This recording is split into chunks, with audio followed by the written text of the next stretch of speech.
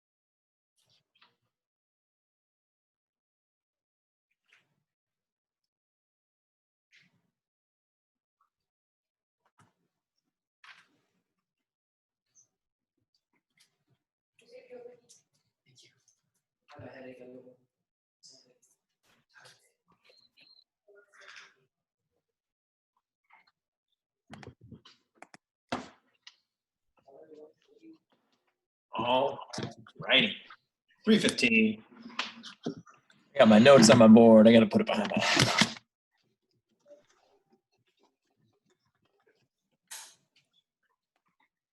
I have crushing news for everyone. My long beloved MacBook Air died on me yesterday. So I'm using my wife's computer. It's a sad day for me. So if you could all say a quick prayer, that'd be greatly appreciated. And now that that's over. How many years did you get out of it?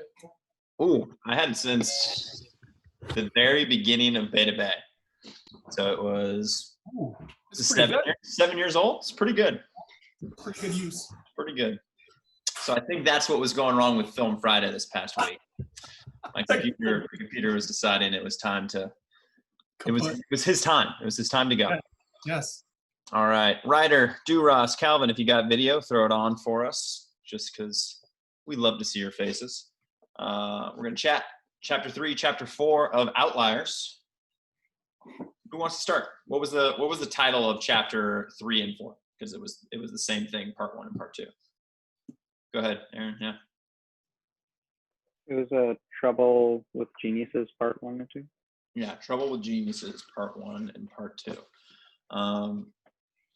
Yeah, I want to see what popped off the page for you guys on this. Obviously, there's a couple stories, and I think just in terms of how Gladwell kind of approached writing these 2 chapters, I think it was very obviously calculated in the way he presented things. So starting with part 1, what was kind of the story? What was the tale that he was telling? Who was he talking about? Anyone remember? The guy that was on a game show. Yeah, go ahead, Aaron. Keep going. Christopher Langan. Sorry. Langan, yeah. Anyone ever heard of the show 1 vs. 100? Okay. Imagine like Who Wants to Be a Millionaire, essentially. It's kind of the idea, right? So questions keep getting harder and harder and harder and harder as you go. You can back out and take the money at any time. John, did you ever watch 1 vs. 100? Did they have phone a friend? I don't know if they had phone a friend or that type of thing. No, I don't remember the show. I remember. You were able to get help somehow. Was that? Yeah, I watched the episode with him on it. Yeah. Like, Yeah. It was like the guy versus the mob, and you could poll the mob and or directly ask them or something. Okay, gotcha. So they had their own little riffs on it, right? So you get the general idea is it's that kind of game show where it's a it's basically an IQ test, right? You're going through a bunch of different questions that continually get more and more challenging. And what was kind of when they talk about the intro for him, the introduction where they're kind of panning across his face and they're doing the voiceover of the epic story that he's kind of gone through. What were they talking about? Adrian, did you read this part? Yeah. Do you remember this aspect of the book thus far? I think they were just talking about their IQ and how it gave you like an advantage, but it didn't really matter compared to. Right. Yeah. So big picture in chapter 3, yes, but specifically just talking about like for Chris Langan's kind of intro theme, they did a lot of talk of like his childhood, and the average IQ is 100 and Einstein's was 150 and his is 190. And they kind of, they're playing it up of like, you could play the guitar, you could watch Jimi Hendrix play the guitar for an hour and you could match him lick for lick. And, he would study Russian and study Italian and study Spanish for an hour and, have it down easy. Stuff like that. So kind of really talking about. Aaron, you were raising your hand. Is something you want to put in there? No, I was going to say what you said about the Russian stuff. Yeah. Okay. Gotcha. Right. And so they're talking about this genius, right? This intellectual, monstrosity of how much intelligence that he kind of has in his brain power, right? And so, anyone remember how he ends how did he end the show? Like he was on the show 1 versus 100, and what did he end up doing? See if anyone besides Aaron's ready for it. Seabass, you watched the show. What did he do? He sees a preview of the next question, and he's already made 250K, and he kind of just says, "I'll take the money." Okay, and so you actually watched it. And so what that preview was kind of, what did you see when you were watching it? Did you watch it on YouTube, I'm assuming? Yeah, there's a YouTube clip. It was more trivia than actual like intellectual puzzles, and I just think like on the previous question he had used one of the lifelines to narrow down his answers. So I just think he saw the preview and was like, what is the highest grossing NC-17 movie of all time with $20 million? And just like, yeah, whatever, I'll take the money. Yeah. Okay. Gotcha. All right. Interesting. Aaron, you were raising your hand. Something you want to put on that as well? I was just going to add like the reason I thought he like dropped out was because they weren't questions maybe he was used to, more like pop culture stuff and trivia stuff. Yep. Gotcha. Yeah, it's good. Right. I think that's obviously one. It's interesting just to think about if you were part of our book club for grit, part of the conversation, it was like the idea of talent and kind of what that means in comparison to, how successful you can be. And there's a lot of similarities between grit and outliers in this sense. Right. And so that kind of takes us to the next part. You've got guys with these massive IQs, and they kind of talk about it in a different sense. Who remembers who remembers the study that was done on the IQs? And you remember the guy that did the studies? Halo, do you remember? It started with like a T or something. Calvin, phone a friend. Lewis Terman. Lewis Terman, right? Yeah. So Lewis Terman ran a study. Halo, what was the study? It was that like he collected a bunch of like data from like I think it was like 250,000 like high schoolers and like younger grades, and like it was like above, like he would give them an IQ test, and above like if like certain kids scored like 100 or on the first one, then they would be put on to the next one, and then if they scored above 115, then they would be put onto a next one, and if they scored again like above 130, then like he like narrowed like out of those participants down to like 1,500 of like a very selective group of like I think it was like called like is it termites or whatever. Yeah, termites. That's Yeah. right. Right. Yeah. So he basically parsed through, hundreds of thousands of students to find the top tier. Right. And so that was one of the things that he kind of started with, and then he studied them. My quick interlude just for you for Halo, I have a new challenge for you.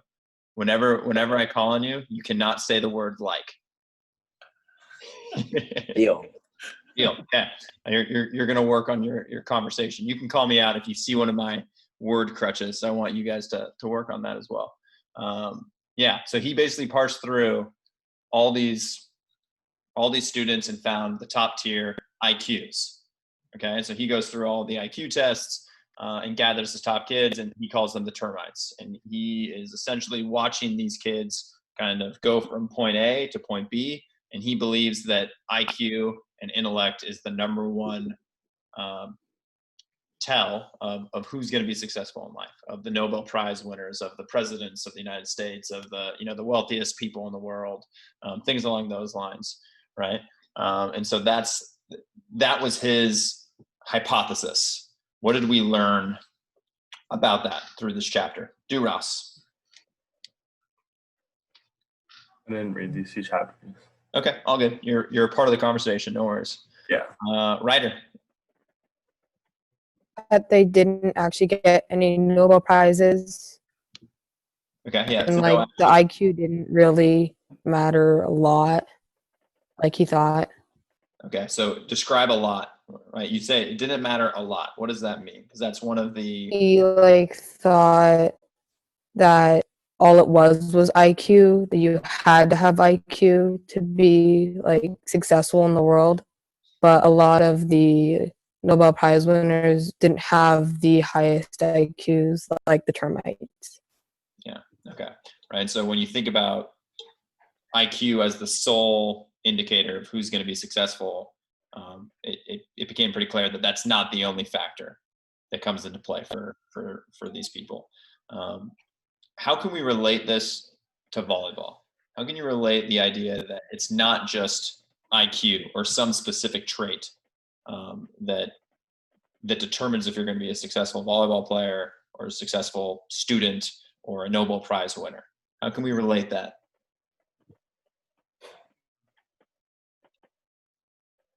What do you guys think? Go ahead, Aaron. Yeah. I think maybe like kind of the opposite. Like in volleyball, you can be tall and have hops and stuff like that, but like even if you don't, you can still be smart, or you don't exactly need to be tall or extremely good at jumping to be successful at volleyball. Yeah. That's definitely in the pipeline of kind of, I think, the sentiment that gets talked about here, and you kind of see it's being set up in these chapters as well. Is the idea that there's so many factors that go into play to determine what success can be for different people, and you can't be just pared down to one specific trait per se. So I think the idea that I use for volleyball, I like to steal from Marv Dunphy a lot, because whenever I talk with him, he always gave me something very interesting that I learned. And he used the term of, your team always needs to be in the ballpark. If you're in the ballpark as a team, athletically and physically, then you have a chance. If you're not in the ballpark at all, like if you're just a team of 5'0" players that doesn't have a ton of skill, obviously you're not going to have a ton of success. But if you can be in the ballpark, then you got a chance, and you can work on the other aspects of your game that can help you succeed, and figure out the things that you need to maximize that will give you the best opportunity for success, right? And so finding ways to make sure you're in that ballpark, and you guys as athletes, it's the same concept, right? Are you in the ballpark, right? Are you in the ballpark of what your skill set currently is, of your physical nature, and then what are the things that you can put into play that can help you take another step beyond just, you can think of IQ as height for volleyball or physical jump, but how about the other aspects? How's your ball control? How's your court presence? Are you a good leader, right? We talked about it on Friday this last week. Are you providing value to your team at any given opportunity, right? Whether it be communicating, providing feedback, doing a really good job of preparing for your matches and watching opponents and stuff along those lines. So I think that's a good one. Coach John, anything from this this chapter that I saw your notes on Instagram, so I want to make sure I give you your opportunity to share them. Yeah, I like the idea that they said a certain level is just enough, right? You just had to get to a certain level. For example, they were talking about basketball. If you're 5'3", 5'4", it's going to be difficult to be a professional basketball player. But you get around 6 feet, 6'2", 6'3", then you start getting there. Now it depends on how much training you do, how much dedication you have, how much grit you have, right? The other thing, it kind of said the same thing about IQ. Once you have a certain level of IQ, you can get to a certain level of college. Now all of a sudden, 100, there's no discernible difference between 130 and 180.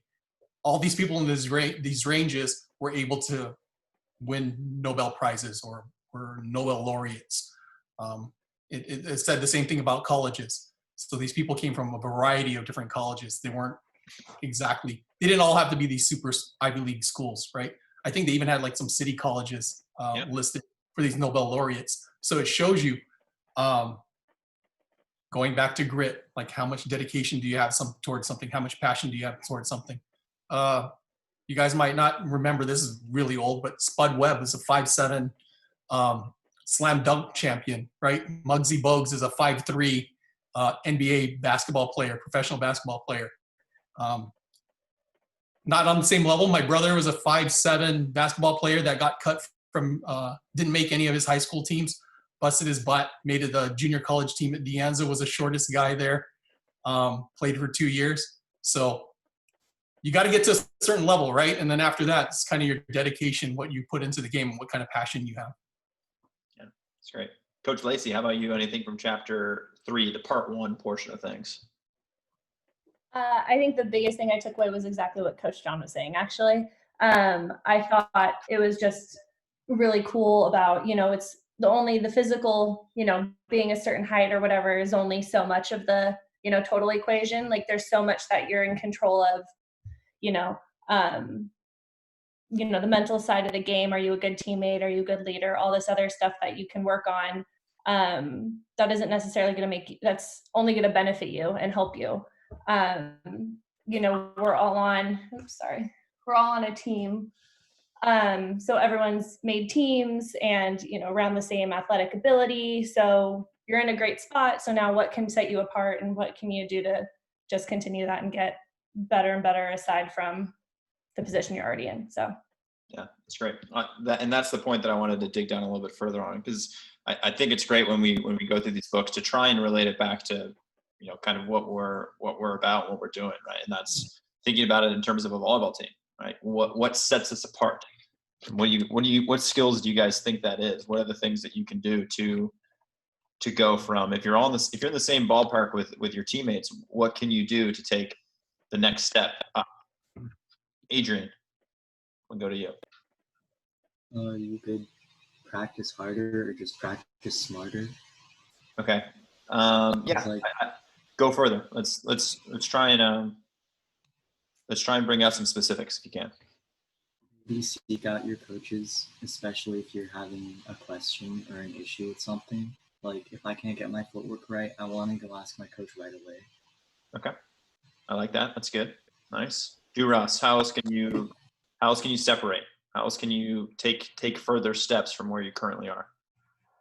Going off of that, not just applying it during practice, but taking it outside of practice, taking those that extra time to put in more effort to try and perfect it per se. Okay. Yeah. And give me an example of outside of practice, what you can do. For example, I used this last time, blocking footwork, because that was kind of an issue for me a while ago, is not just working it inside of practice, but when Chad was trying to teach it to me, I could take what he was telling me to work on, specifically the crossover part. I could go home and go into a wide open space and just keep doing that same movement, trying to get into habit, I guess, of doing that until I just do it automatically.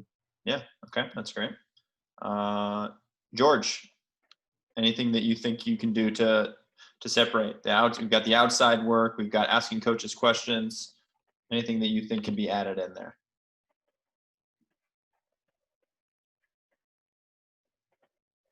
Oh, mic is not working. That's because I muted you. Do you want me to unmute you? Let me see if that works. All right, yeah, it's not working. All right, you can type it in if you want, George. But I hear you now, George. You want to answer? Wait, you can hear me? Yeah, I can hear you. Oh, okay. Be quiet. Be quiet. Sorry, my family's talking about dog names in the background. Hey, Bay. Sorry, they're being loud. Can you repeat the question? Yes, I can repeat the question. What other things can you do to take steps forward, right? If we're all in the same ballpark, if you're in the same ballpark with your team, what are the things that you can do to keep pushing yourself ahead and pushing forward? You can put time and effort in outside of practice to improve your skills. Yep. You're in the same vein as Duras there. That's good. Give me an example. Like going outside and passing the ball against the wall, or working on your fundamentals, like your approach, other things like that. Getting private lessons in with a coach, things like that.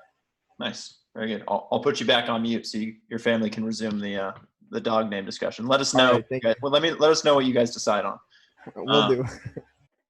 Yeah, I think it's interesting when you think about it in terms of you just got to get into a ballpark area, and from there it can be both really intimidating to think about that it's really up to how much work and time and effort you put in. But it can also be really freeing, right? Knowing that, all right, I belong in this spot, and I can work really hard to take steps forward here, and I'm in control of this. My personal antidote is just thinking, like, as a coach, whenever I've had a player move, like if we go through fall tryouts and we move a player up who was on a 2s team up to a 1s team, it's always really interesting, and I love having conversations with that player, just like of where their headspace is at, because sometimes I think have you guys ever heard of imposter syndrome? Anyone ever heard of that? Okay. Imposter syndrome is essentially the idea of, like, when a move like that happens, or you get put on a team, or you get accepted into a program, or something along those lines, you can kind of get that feeling of, oh, I'm a phony, I'm a fake, I don't actually belong. And it's very common, actually, in a lot of high performing places that happens to guys. But it's really people who overcome that. You have to come back to the idea of the work that you've put in has gotten you to where you're at, and it's the same work that's going to keep moving you forward, right? It's not the idea of, like, it's just, oh, your IQ is this, so now you're a part of this group, and you don't need to do anything. Or, you're a very talented, quote unquote, volleyball player, and you're very tall and you jump very high, and that's all you need to do, right? It's getting people together in a ballpark and then letting them push each other forward. I think that's the beauty of kind of team sports, specifically what we get to do. So that's a good one. All right, let's move to part 2.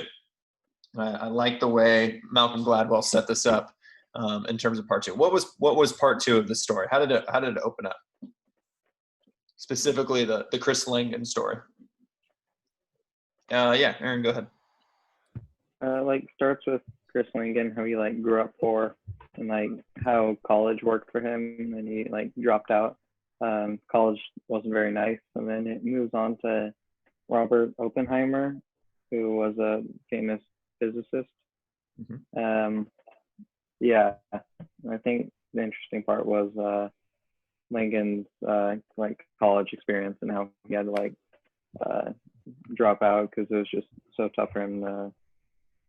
Had something to do with the car. I remember car broke down. He couldn't move his classes in the afternoon. Yeah. So yeah, drop out. A couple things that happened to him for sure. Yeah, that's good. Good little synopsis. All right, so let's start with Langan. All right, and so he has a tough upbringing, right? Four different dads, couple deaths, some abusive kind of scenarios going on, and that's obviously a tough upbringing for someone. even when you have genius IQ standards. When he finally gets to a place where he's going to college, right? He gets a full scholarship to read, I believe, college. What was the first issue that popped out? What was the first thing that kind of happened where he lost a scholarship for a reason? Anyone remember why? Go ahead, Calvin. I think his mom didn't fill out like the financial aid or like the scholarship form correctly, so then he couldn't go. Yep. Okay. So didn't fill out the financial aid correctly. All right. And then Aaron hit on the other one, right? He had a car breakdown and he had morning classes, but because his car broke down, he wasn't able to get to the morning, and he went in 2 times to try and get him to switch him into an afternoon class, and they wouldn't work with him, right? And they wouldn't allow him to switch. And Gladwell kind of goes into a little bit of a breakdown on that scenario, right? Thinking of schools, specifically liberal arts schools, as institutions that are for the most part trying to work with their students, right? And they're trying to find those opportunities. What did he kind of hint at as a sense of why those things didn't happen for Langen? Anyone remember why?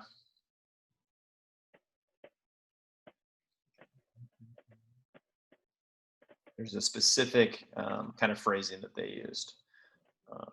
Maybe I'll see if I spark anything. The idea of practical intelligence. Anyone remember that? Practical intelligence. Okay, Seabass, you're nodding your head. Tell me about practical intelligence. It was a way of that they talked about kind of interactions with authorities. Like Langen was basically taught kind of to fear authority, like with his father, who definitely wasn't a good role model as a parent. And then Oppenheimer, he was able to question authority, and he was better able to communicate what he wanted and what he needed than Langen. Yeah, for sure. What was Seabass? Continue on here. What did Oppenheimer do that was like he needed to talk his way out of, essentially? He tried to poison his professor, I believe. Yeah, he tried to poison his professor at Oxford, or his tutor at Oxford, right? And so it's an interesting juxtaposition of two geniuses, people with extremely high intelligence, right? But also comparing essentially their social skills, right? Their ability to communicate and their ability to work with others, right? Langen really has a hard time with authority. Can't even get, in terms of a conversation, can't get through to work on just a paperwork, snafu, right? Loses out in that sense. Then he can't even get a schedule change after 2 times trying to work with someone. And it kind of beckons back to that same idea of the practical intelligence, whereas Oppenheimer, who was kind of taught by his parents to share his knowledge and his genius, had a much easier time after learning that skill of working with others and communicating. And so, it's another one of those, when you're in the ballpark, yes, that's great, but do you have the other skills that are required to really find success, right? So if you can have that, I believe the quote they kind of used was informed self-assertion, right? That's what equals success, right? So really being able to communicate your thoughts and do those things clearly, rather than being really self-isolated, which is kind of the look and the feel that you get when he goes back and is interviewing Langen and talking about the different aspects. I believe he's out on a farm, right? He's out on a farm, doing his own thing, taking care of the crops and the animals, but also like trying to solve the mystery of the universe at the same time. But he's doing it all by himself. Yeah, let's do. I think the other interesting one in that was the idea of a divergence test. I think that kind of follows along. What do you guys remember from a divergence test? Ryder, do you remember what a divergence test was? I wasn't able to complete chapter 4. Okay, no worries. Anyone by a raise of hand remember what divergence test was? The example.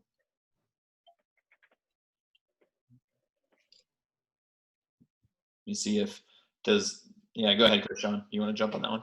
Yeah. So it was pretty interesting, actually. So they gave you 2 items. So I think it was a blanket and a brick, and they asked you to kind of describe those items. And so the divergence test was a measure kind of essentially your creativity. So somebody could see a brick and say, I don't know, a wall, right? Or cement.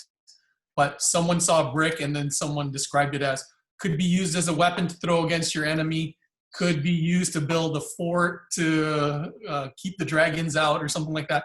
And so it was kind of is different than the kind of practical knowledge versus what was it? The creativity. Analytical and practical, or trying to find the terms here. I think you know what I'm trying to say here. Yeah. So there's a little analytical side and a creative side.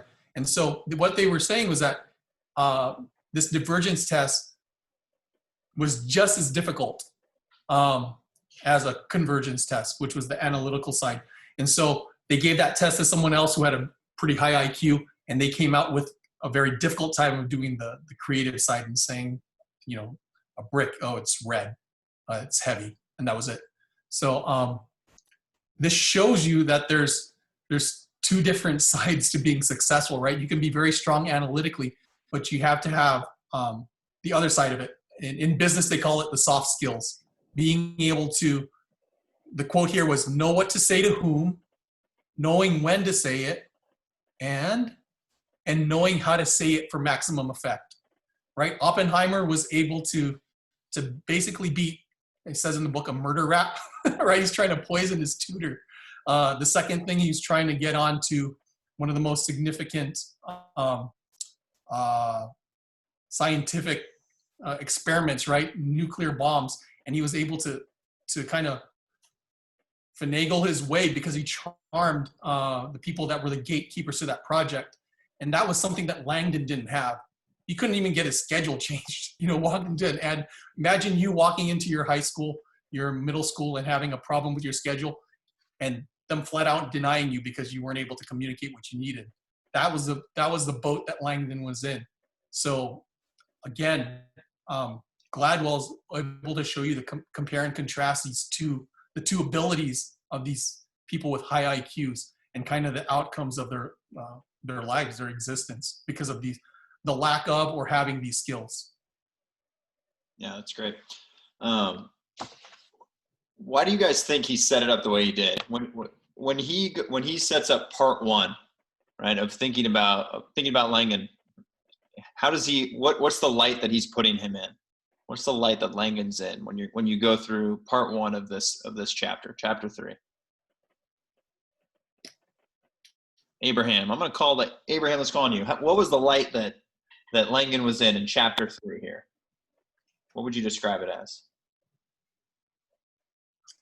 Can you repeat the question? I didn't hear it very well. Yeah, it was. What do you think? What kind of light was Gladwell, the author, putting Chris Langdon in during the first part of the story, chapter 3, when he's on the 1 versus 100 TV show? What was the light that they were putting him in? I don't really remember what the book said, but can I check what the book said? Yeah, I'll come back to you. You can come back. We'll hear your thoughts in a second. Anyone have a thought on that? What was the conversation, right? What was the thoughts going through your head when you read chapter 3 and they're talking about Chris Langdon and they're going through that monologue? Calvin, go ahead. You're raising your hand. I think they kind of showed him as like a really successful person more, and then later on they kind of showed how he had to get there.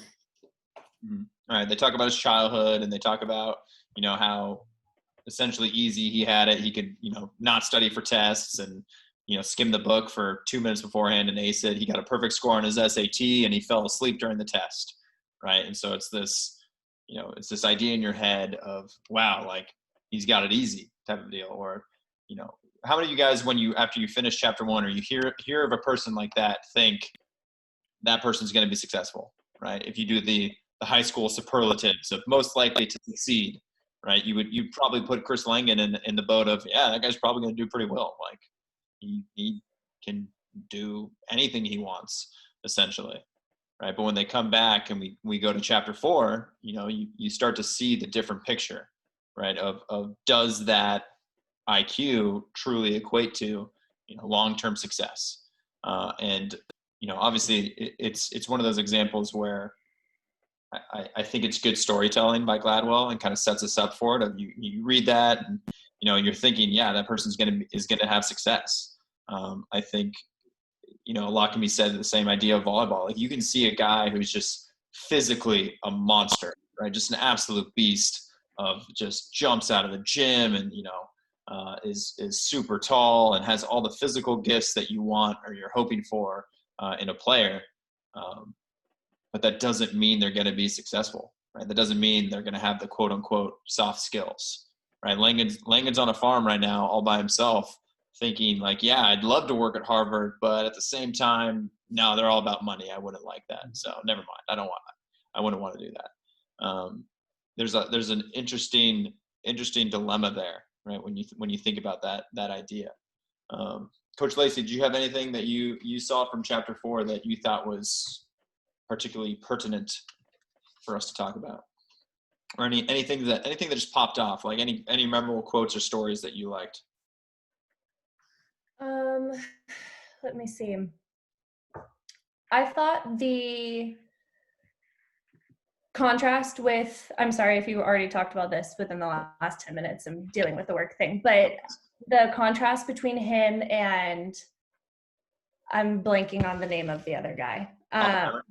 Oppenheimer. Yeah. Did you talk about that already? We did, but no, keep going.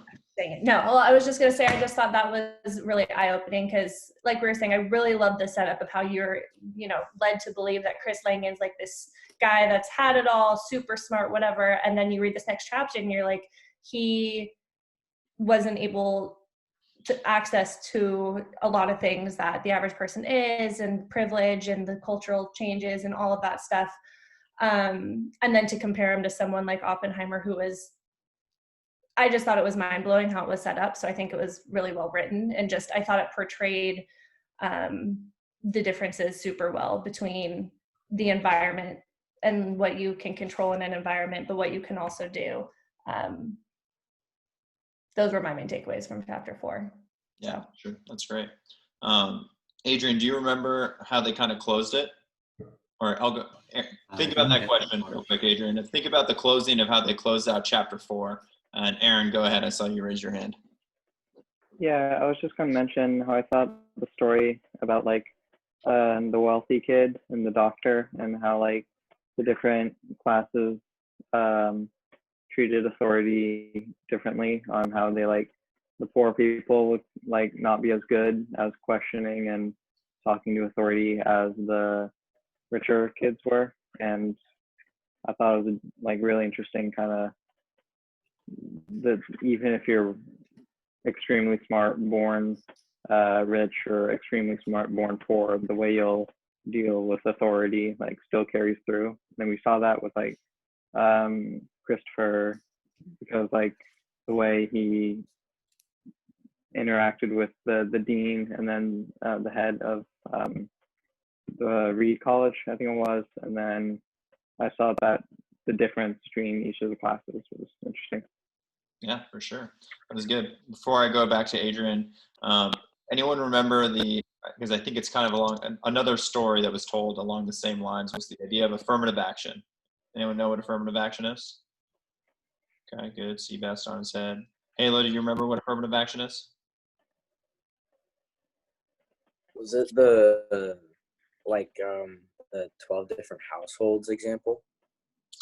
No, not 12 different households. Seabass, you want to give us a rundown of affirmative action? Sure. So I think the example they used was the Michigan Law School, and how I think they have a sort of quota to have 10% minority enrollment or something. And so what they would do is that the standards for admission weren't necessarily as high for the minority students as they were for the white students. And that irritated a couple people, but like there was the whole idea of like once you're above this threshold, you're all qualified. It's just a matter of the opportunity.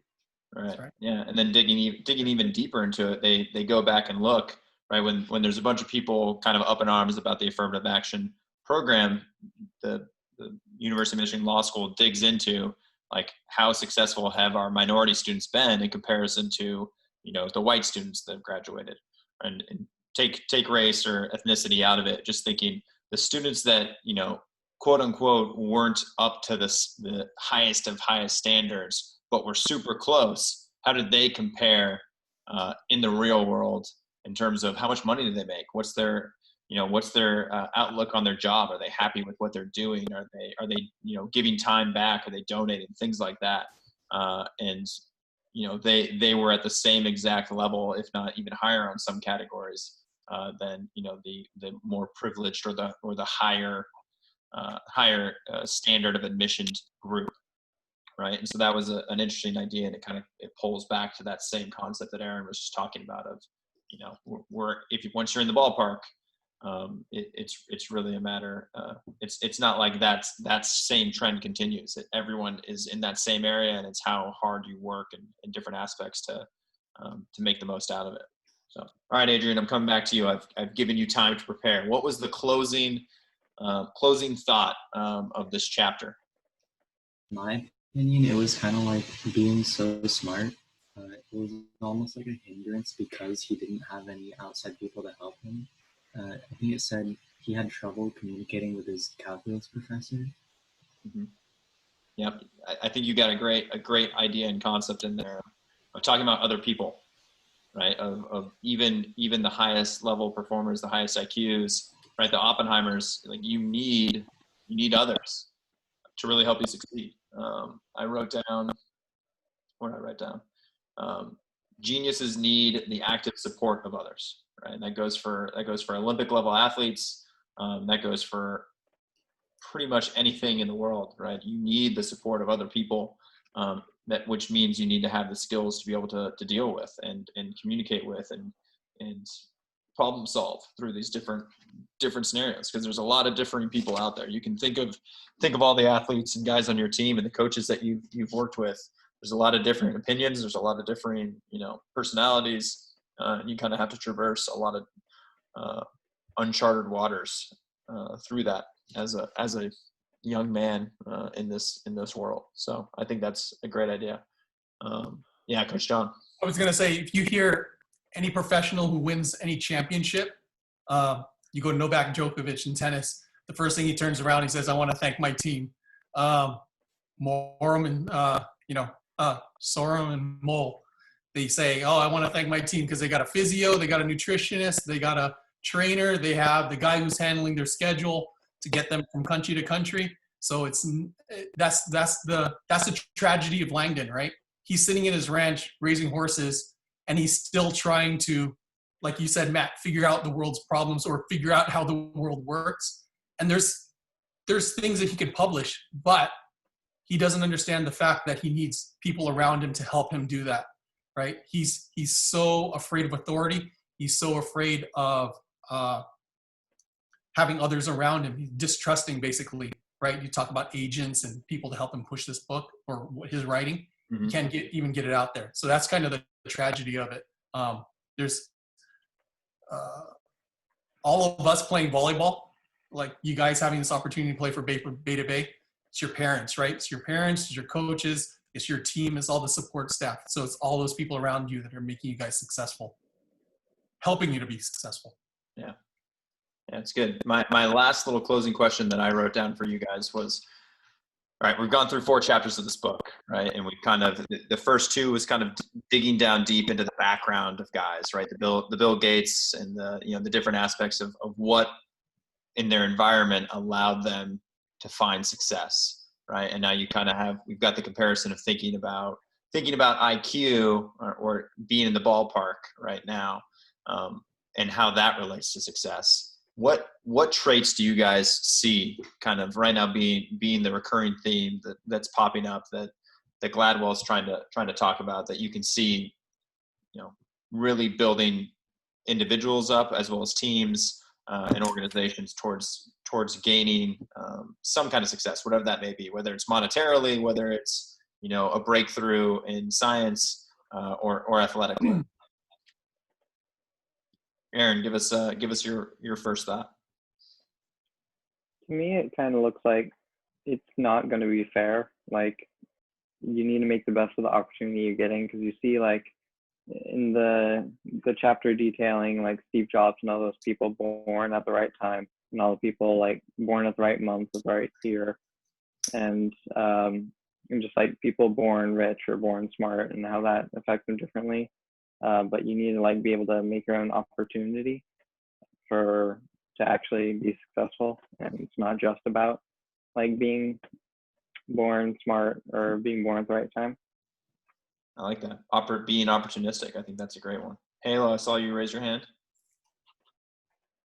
I agree with Aaron, because a lot of what, like, the bigger characters have in common with Bill Gates and in contrast with Langan is that a bunch of other people had these opportunities and they took advantage of it. So if you're in the Premier Hockey League, if you had the right birthday, taking advantage of that, taking it to the next level, being at the top level performance league, you know, taking that to your advantage, using it, practicing, getting more out of it. Bill Gates, you know, having the computer lab open, using that when it was closed, going to the university at like 3 to 6 a.m., taking that, programming all day, building his way to the top. In contrast with Langan, who didn't have as many opportunities, who didn't have people around him to support him. With, I think it was Bezos, who had his mom just constantly support him, even though she didn't know what he was up to. He had these opportunities, and the people around him, like his mom, were there to support him, being able to push him to that next level, being able to take what skill you have, putting into your grit and time into it, and being able to use that to your advantage. Fantastic. And only one like in that Yes. entire monologue. Nice job, Halo. That Well is done. deliberate practice, Halo. That was great. Yes. Well, I can't think of a better place to end than right there. Nicely done, sir. All right, chapters 5 and 6 coming up. I think this is an interesting group that we just went through of 3 and 4, and it's setting the tone for kind of the things that we're going to dive into next. And I like where this book goes from here. So next week 5 and 6, Film Friday. I will be back to actually playing video this week, so hopefully you guys can join us for that. Other than that, thank you guys. Appreciate y'all, and we'll see you next time. Thanks, guys. Thank you. See you Friday.